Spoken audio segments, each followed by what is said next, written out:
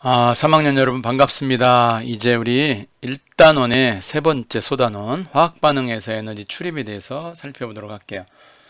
화학반응에서도 에너지가 있어야만 어떤 화학 변화가 이루어질 수 있다는 얘기죠. 이 내용 자체는 출입이라고 하는 단어는 화학반응식 자체에서 반응물질과 생성물질 사이에 에너지를 주고받는 게 아니라 받을 때가 있고 내보낼 때가 있다. 방출할 때가 있고 흡수할 때가 있다. 이런 얘기죠. 그래서 두 가지가 왼쪽에 나와 있어요. 발열이라고 하는 거는 열을 내놓는 거잖아요. 그렇죠? 또는 열을 흡수해가는 흡열, 이렇게 두 가지 반응에 대한데 오늘은 첫 번째 발열 반응에 대한 얘기 한번 살펴보도록 하겠습니다. 천천히. 자, 그렇다면 궁금했던 것들은 여러분들이 생각해 보면 되는데, 지금 요 내용에 보면 화학 반응이 일어날 때 온도가 변화한다. 피자를 굽는 화덕에 불을 피우면 주위가 따뜻해진다. 화덕의 장작 더미에 불을 붙이면 나무의 성분인 탄소와 수소가 공기 중에 산소와 만나 연소하면서 열이 발생하기 때문이다. 등등 여러 가지 내용이 나와 있는데, 열심히 여기에 지금 피자를 굽는 모습이 나와 있습니다. 천천히 첫 번째 단원을 우리가 살펴보도록 할게요. 자, 먼저 오늘은 방출의 그런 내용인데, 이 내용은 뭐냐면 발열 반응이죠. 자, 발열 반응의 예를 찾아보고 설명할 수 있다. 화학 반응이 일어날 때 에너지가 방출됨을 알 수 있다는 내용인데, 자, 개념 영상은 이 내용 전체를 교과서에 있는 내용을 읽으면서 나레이션으로 표현한 겁니다. 잠깐 볼게요. 개념 동영상 확실하게 집중해서 봐주시기 바랍니다. 볼까요?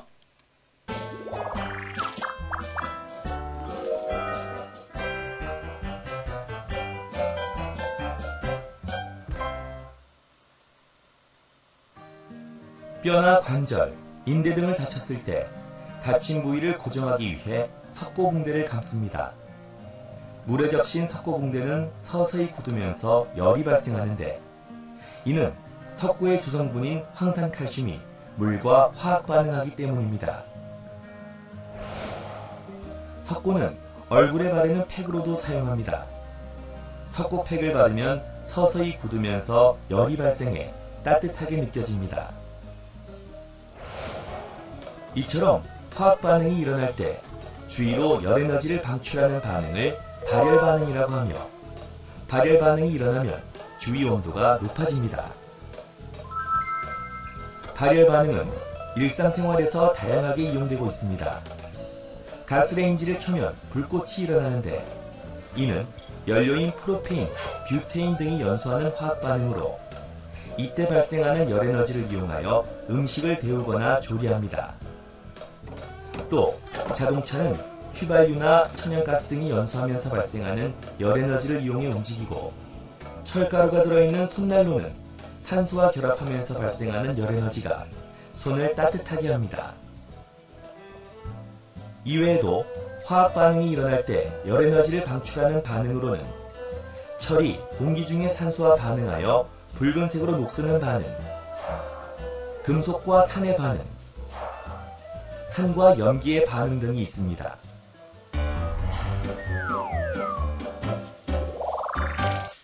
잘 보셨죠? 자, 이 친구 지금 다쳤나봐요. 조금 있다가 붕대가 단단하게 굳을 거예요. 그랬더니 붕대가 굳으면서 따뜻해졌어. 그래? 라고 묻고 있는 장면인데, 아까도 영상에서 나왔지만 석고붕대에 관한 얘기가 나왔습니다. 자, 아까 우리가 여기서 석고붕대가 굳으면서 따뜻해지는 현상이 무엇이냐 라고 물어봤는데, 밑에 나와 있습니다. 물에 적셨는데 석고붕대를 닫힌 다리를 감으면 곧 단단하게 굳어져 다리를 고정시킬 수가 있는데, 이 석고의 주성분이 황산칼슘이래요. 황산칼슘. 근데 이제 물과 화학 반응, 이 물과 화학 반응을 한다는 얘기죠. 자, 물은 H2O입니다. 근데 황산칼슘은 Ca 황산이니까 SO4. 이 2학년 때 우리가 했어요. 얘들이 이렇게 반응을 하면 여기에서 열이 발생한다. 열이 발생. 그래서 요 발자를 먼저 앞에다 썼습니다. 이렇게 해가지고 발자를 한자로 말하면 이렇게 써야 되겠죠. 이미팅, 뭔가 발산한다는 얘기요. 아이고, 열자 한자를 또 써야 되겠군요. 발열. 그래서 요게 이제 발열입니다. 그래서 우리가 열을 발열. 발열이라고 하는 거는 이제 열이 발생한다, 피어난다 이런 얘기야. 그러니까 따뜻해져야 되겠죠. 얘들이 반응하면서 열이 나와. 우리가 겨울에 지금도 여러분들이 이제 사용하고 있는 뭡니까? 손난로 막 흔들면 따뜻해지잖아요. 역시 마찬가지입니다. 그거는 철이 산소와 만나서 산화철이 되는 과정 속에서 열이 발생하도록 한 거야. 흔들수록 열이 발생해. 그러면 그 가운데 있는 철가루들이 다 산화가 되면 다시는 쓸 수가 없겠죠. 뭐 그런 내용으로 우리가 발열에 대해서 생각해 봤습니다. 열이 발생하는 것을 우리가 발열이라고 한다. 그러면 석고를 얼굴에 바르는 팩으로 사용한다. 아까 그 얘기도 나왔습니다. 서서히 굳으면서 열이 나는 것을 경험할 수 있다. 자, 그러면 이 발열에 관한 얘기도 나왔는데 한번 석고붕대에 관한 얘기가 있으니까 한번 더 눌러볼게요. 석고붕대 감기. 자, 내가 여기서 한 가지 설명해 볼게요. 원래 이렇게 분수식으로 쓰는 거를 자제합니다. 중학교 때 우리가 정수 형태로 쓰는데 여기는 겁없이 이렇게 써놨네요. 고등학교 가서 이해할 정도가 돼야 나오는데 우리는 간단한 정수비라고 했으니까 이렇게 쓰면 좀 아닌 것 같아요. 여러분들은 지금 단계에서는. 자, 화학 반응이 일어나는데, 자, 우리는 뭘 공부하느냐 하면 소석고라고 하는 황산칼슘이죠. 거기에 이제 물이 약간 붙어 있는 거죠. 자, 5분 정도, 10분 정도 지나라면 이렇게 화학 반응이 일어나는데 물이 약간 빠져나오는 듯 느낌이에요. 황산칼슘. 요렇게 되는 내용들 중에서 설명을 하기 위해서 갖다 놓은 거야. 저 식을 오해 없길 바랍니다, 여러분들. 자, 그러면 반응할 때, 일어날 때 열이 발생한다, 열이. 그래서 이걸 우리가 발열 반응이라고 한 거. 내가 2분의 1이라고 하는 거는 아니라고 내가 얘기했습니다. 중학교 교육과정에서 우리 간단한 정수비라고 했으니까 그렇게 기억을 꼭 해두시기 바랍니다. 우리 석고붕대에 일어나는 방도 했으니까 양홍이 한번 얘기해 볼게요. 열 에너지는 온도가 높은 물질에서 낮은 물질로 이동하는 에너지야. 그래서 물질의 온도나 상태를 변화시키지. 자, 열 에너지에 관한 얘기인데요. 사실 이게 열 에너지가 어떤 거냐, 깊게 공부를 해보면 이 열 에너지가 형태가 있는 거냐, 아니에요. 사실은 전달하는 겁니다. 어떻게 보면 분자의 운동 에너지가 있는데 이 분자들이 가지고 있는 총 운동 에너지를 평균 낸 게 어떻게 보면 온도로 표현할 수 있고 열 에너지라고도 말할 수가 있어요. 근데 지금 여기 보니까 지금 플래시에서 뭔가 반응이 일어나면서 바깥쪽으로 열이 나온다. 그러면 이 주변에 있는 거, 이 주변에 이제 누르끼리하게 그려놨는데 주변의 온도가 올라가겠죠. 발열이 되면서 그러겠죠. 발열 반응의 특징이 그런 내용입니다. 자, 우리 일상생활에서 석유가 연소한다. 석유. 뭔가 뗀다는 얘기죠. 타게 만든다는 얘기죠. 그럼 그때 열 에너지가 나오는 거 아니에요? 그 열 에너지를 이용해서 자동차라든지 또는 뭐 요리를 한다든지 또는 화학 반응 이런 열 에너지를 다양하게 이용한다 이렇게 나왔는데 이 열 에너지를 이용해서 요리라든지 자동차를 움직이게 하는 원동력이 되게 한다. 대부분이 지금 우리가 사용하고 있는 에너지의 대부분은 무엇을 사용하든지 간에 물을 데펴서 물의 에너지로 기체 분자가 막 수증기가 나오면 그걸 이용해서 터빈을 돌려서 전기를 만들어내는 과정 속에 열 에너지가 많이 들어가 있어요. 열 에너지가 들어가 있지 않은 게 바로 원자력 발전입니다. 그리고 태양 전기 바로 그죠? 태양 전지 이런 것들은 이제 열 에너지 없이 갈 수 있어요. 태양 열은 열 에너지를 이용하는데 태양 전지는 직접 전기로 갑니다. 원자력과 태양 전지를 뺀 모든 화석 연료라든지 그죠? 요런 경우는 어떻습니까? 열이 발생하는 열. 원자력 발전도 마찬가지죠. 사실은 열을 떼어가지고 가는 거죠. 사실 중간 속에서 선생님이 지금 봤을 때 수력 발전은 터빈 돌리니까 열이 없네요. 그렇죠? 그런데 화력은 뭐 석탄을 떼면은 물을 끓여 수증기로 터빈을 돌려 그럼 열이 들어가 있겠죠. 그다음에 원자력 발전도 원자력에 의해서 열이 발생하면 물을 끓여서 터빈을 돌려 그러겠죠. 그런 것들 태양 전지하고 아까 원자력이라고 하는 것이 선생님이 얘기를 잘못한 것 같은데 수력 발전이 이제 중간에 열이 없이 바로 가는 거예요. 어쨌든 열 에너지를 이용해서 우리가 일상생활에 사용하고 있다. 그런 것들은 이제 발열 반응을 이용한 거라고 보시면 되겠습니다. 발열 반응을 하면 주변의 에너지로 인해서 온도가 올라가게 되겠죠. 주변의 이 계라고 하는 것도 우리가 공부를 했는데 계에 대해서 한번 살펴볼게요. 이게 이제 닫혀져 있다. 이게 꽉꽉 닫혀져 있다. 이게 막혀져 있다. 이렇게. 아니면 계에 관한 여러 가지 이제 이용에 대한 얘기가 나오는데 1학년 때도 꽉 막혀 있으면 이 닫힌 계라고 그래요.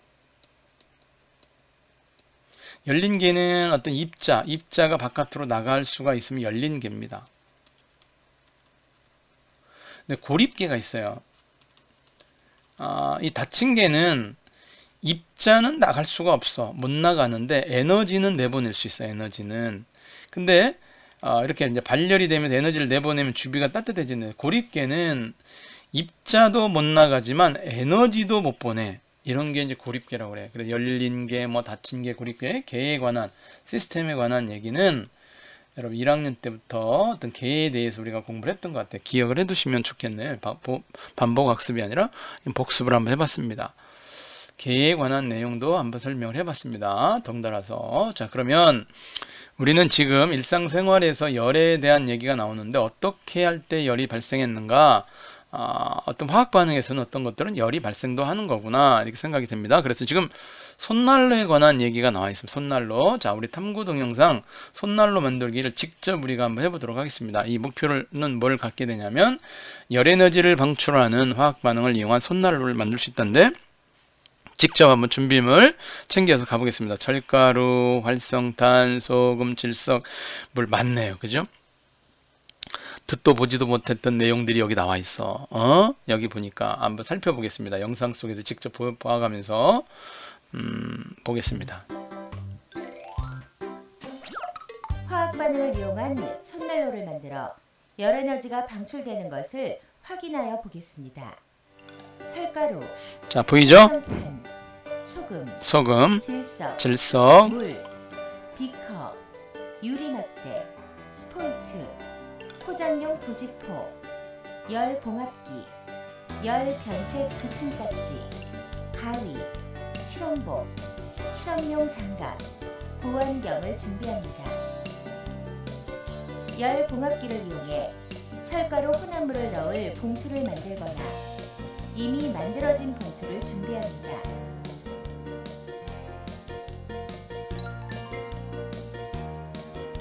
추가 철가루예요. 철가루 40g, 활성탄 15g, 소금 20g, 질석 5g을 넣고 잘 섞어 철가루 혼합물을 만듭니다. 철가루 혼합물을 부직포 봉투에 넣고 스포이트를 이용해 물을 2에서 3ml 정도 떨어뜨립니다. 부직포 겉면에 열 변색 붙임딱지를 붙인 후 손난로를 흔들어 열 에너지가 방출되는지 확인합니다.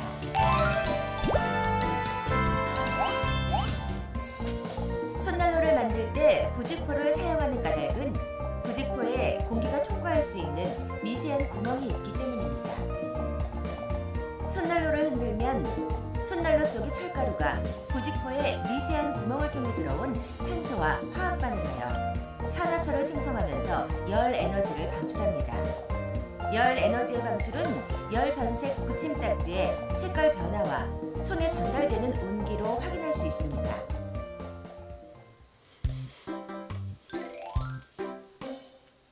잘 보셨죠? 지금 보니까 여러 가지 준비물이 있었어요. 여기 부직포를 사용하는 게 있었잖아. 방금 전에 우리가 이 부직포를 사용했는데, 이 부직포에는 미세한 구멍이 있어서 산소 기체가 드나들 수 있습니다.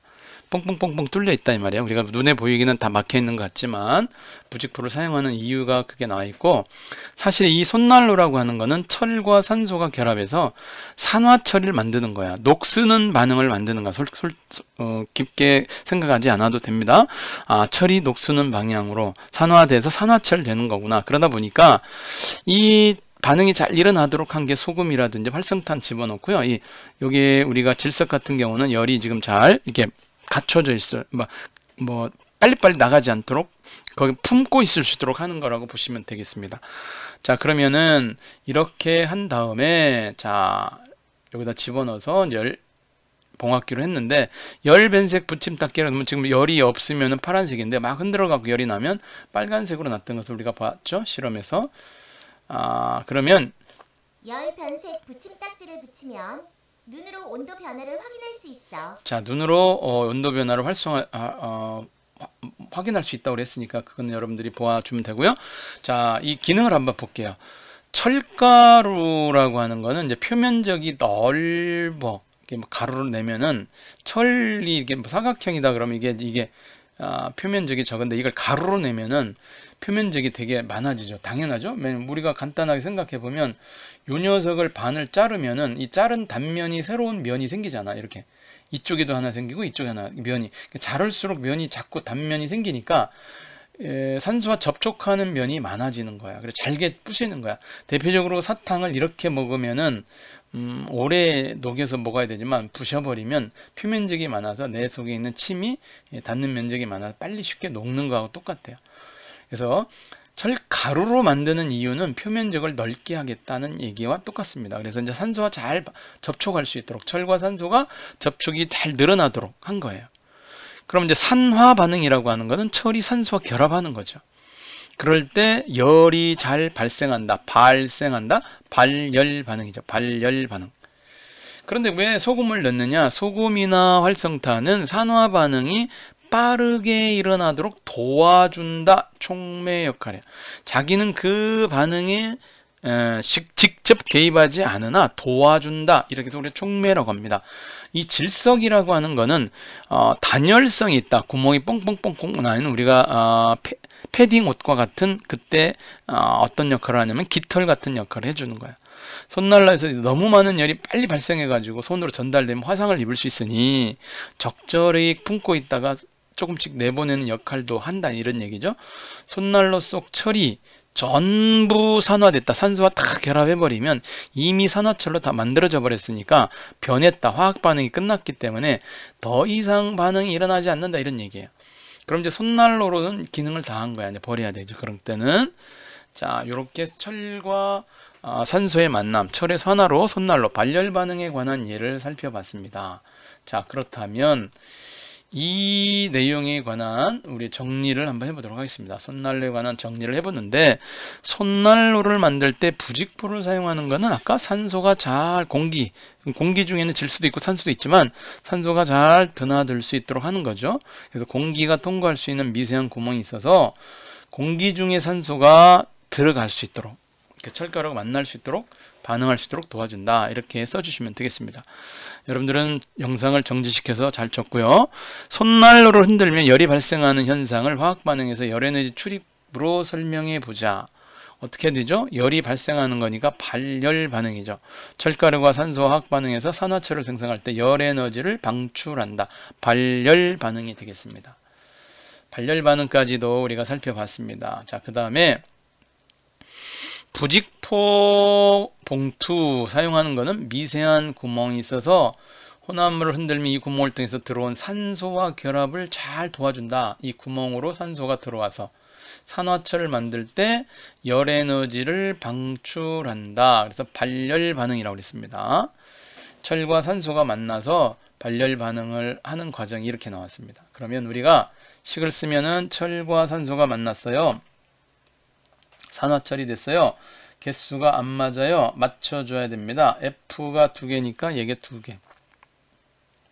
그러면 됐는데 여기는 지금 아니잖아. 3개고 2개니까 안 맞아. 그러면 여기를 맞춰주기 위해서 얘를 2개를 해주면 여기는 4개가 되고 이거는 6개가 되죠. 일단 6개가 되니까 얘를 맞춰주면 3개 해서 6개를 맞추고 여기가 4개니까 2를 하면 안 되는 거고 4를 해야 된다는 게 맞춰집니다. 2를 했는데 뒤에 5를 맞출 겨를이 없잖아. 맞출 수 있는 방법이 없잖아. 그럼 얘를 버려야 됩니다. 그래서 이 산소를 맞춘 다음에 다시 철을 맞추는 걸로 가야 돼요. 4Fe 3O2가 2Fe2O3 가야 되겠죠. 굳이나 식을 쓴다면. 자, 이렇게 정돈해 주면 되겠습니다. 이 이쁜 여학생은 지금 저기 추운가 봐요. 손난로를 가지고 양쪽 볼에 대고 있는 모습을 보여주고 있습니다. 자, 그러면 여기에서 우리가 밑으로 내려가 볼게요. 자, 뜨겁다 뭐 이런 내용에 관한 얘기를 잠깐 나왔는데 온도가 높다, 뜨겁다, 온도가 높다, 이 5개념에 대한 설명을 좀 해달라는 것 같아요. 자, 우리가 지금 차갑다, 뜨겁다, 차갑다, 뜨겁다 이런 표현이 있잖아요. 이거는 온도가 높고 뜨겁다는 건 온도가 높고 차갑다는 온도가 낮음을 의미하는 건 아니라는 거예요. 예를 들어서 여기 집에 실험을 할 수 있는 도구가 있으면 이렇게 한번 해보세요. 자, 자, 이렇게 그릇 세수대 같은 걸 놓고 10도씨물 만들 수 있겠죠? 30도씨물 만들 수 있겠죠? 50도씨물을 만들 수 있습니다. 그러니까 여러분들이 왼손은 여기다가 오른손은 여기다 놔요. 그 왼손은 여기다 넣었다가 여기다 다시 담굽니다. 여기에 담갔던 왼손은 30도에 들어가는 순간 이 물이 따뜻하다고 느낄 거예요. 그렇지 않나요? 50도에 담궜던 이 손은 다시 30도로 담그면 차갑다고 느낄 겁니다. 그러나 이 물 자체가 30도로 똑같습니다. 그런데 얘 왼손은 따뜻하게 느끼고요. 오른손은 차갑게 느낍니다. 상대적이죠. 그러니까 차갑다, 뜨겁다는 어떤 일정한 어떤 절대적인 온도를 의미하는 건 아니에요. 상대적인 겁니다. 그래서 이거는 뜨겁다, 차갑다는 과학적으로 어떤 온도를 표현하는 건 아니라는 거죠. 원래 과학에서는 온도를 뭐라고 했냐면 좀 어려운 얘기입니다. 분자들의 운동 에너지를 평균값 낸 거예요. 2분의 1 나중에 이제 배우는 게 이겁니다. 2분의 1 mv 제곱인데 평균값 낸 거야. 평균 속도의 에너지를 2로 표현하는 게 이제 고등학교 책에 나와요. 연력학에서. 지금 우리는 그냥 요거는 빼고 그냥 평균 낸 거 이런 거 썼다가는 다 못 알아들으니 우리는 이렇게 합시다. 물질의 온도가 높으면 물질을 구성하는 분자 운동이 상대적으로 활발한 거다. 온도가 높다는 거는 그 물질을 구성하는 분자의 운동이 활발하게 운동해서 에너지가 있는 거다. 더 많다. 온도가 낮으면 분자 운동이 상대적으로 둔하다. 그래서 분자 운동이 차가운 것보다는 뜨거운 놈이, 온도가 높은 놈이 활발하다. 이 정도만 우리가 기억하는 걸로 할게요.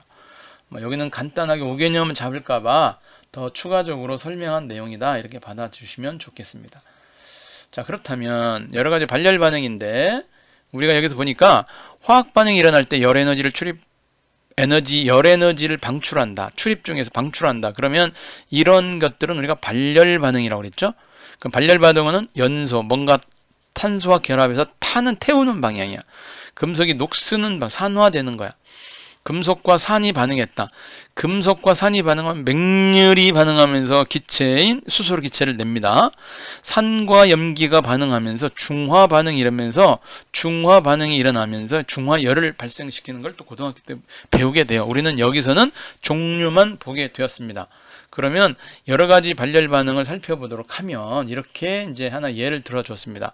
연소 반응, 뭔가 태우면 산소와 결합해서 반으면 열 에너지를 방출한다. 금속인 마그네슘을 산에다가 집어넣으면 수소기체가 발생해서 열이 발생한다. 산과 염기가 반응하면 물을 만들어내는 중화반응, 물을 생성하면서 중화열을 낸다. 이런 거는 고등학교 때 가서 더 세밀하게 배우면 되겠습니다. 중학교 교육과정에서는 여기까지 설명은 빼도록 하겠습니다. 자, 그러면 우리 발열 반응에 관한 이야기가 나왔는데 이거는 알죠? 가스불 틀면 따뜻한 열이 나온다는 거. 초리 녹쓰는 것도 열이 발생하는데 얘는 너무 천천히 일어나. 우리가 막 우리 손난로처럼 강제적으로 빨리 이렇게 세운 건 아니기 때문에 이 온도 변화에 우리 감지가 좀 둔할 것 같아요. 자, 화학 반응이 일어날 때 주위의 열 에너지를 방출하는 반응을 그렇죠. 발열 반응이다가 손난로 속 철과 공기 중의 산소가 화학 반응해서 산화철을 생성할 때 에너지를 방출한다. 굳이나 쓴다면 발열 반응. 여기는 방출한다라고 써주시면 되겠죠. 자, 지금 이제 세 번째 창의적 사고력을 공부하는 건데요. 동물 전염병인 구제역이 있습니다. 돼지 구제역, 소 구제역, 이렇게 구제역이라고 하는 역병이죠. 일으키는 이 바이러스는 고온은 보통 50도 정도 되나 봐요. 살 수가 없대요. 구제역을 막기 위해서는 산화칼슘을 물에 함께 뿌리는 까닭이 뭐냐? 어렵죠. 자, 이 우리가 배운 내용에서 이 발열 반응인데요. 산화칼슘과 물이 반응하면 엄청난 열 에너지가 나와요. 이 열 에너지가 50도가 넘어가 버리면 그 사이에는 바이러스들은 다 죽는 거야. 바이러스들이 죽어. 그러니까 살균이 아니라 바이러스를 죽이는 어떤 퇴치하는 그런 면에서는 이렇게 구제역 같은 경우는 그렇게 퇴치한다. 방지한다. 이렇게 보시면 되는데 우리 교과서에는 어떻게 정리를 했는지 살펴보도록 하겠습니다. 자, 지금 여기서는 이렇게 설명해 놨습니다. 산화칼슘을 물에다가 집어넣었더니 산화칼슘과 물이 반응하면서 수산화칼슘이 만들어져. 수산화칼슘. 근데 열이 발생하는데 이 열이 바이러스가 50도 이상에서 3열 다 죽인다는 거 아니야? 근데 이 열이 발생하면 적어도 50도 이상이 발생된다는 얘기하게 되겠죠? 그런 이야기가 되니까 3열이라는 말을 쓰겠죠? 그러니까 바이러스를 제거할 때 쓴다. 동일한 얘기로 썼군요. 자, 그렇다면 오늘의 학습을 잠깐 우리가 살펴봤습니다. 지금 여기는 앞에 있는 내용과 내용에서 오늘은 이제 발열 반응을 우리가 살펴봤습니다. 여러분들이 이제 뒤에 보면은 중단원 점검 문제 보면 이런 내용을 복습할 문제들이 있어요. 살펴보도록 하시겠습니다. 뒤에서 선생님 확인하겠습니다. 고생 많았습니다.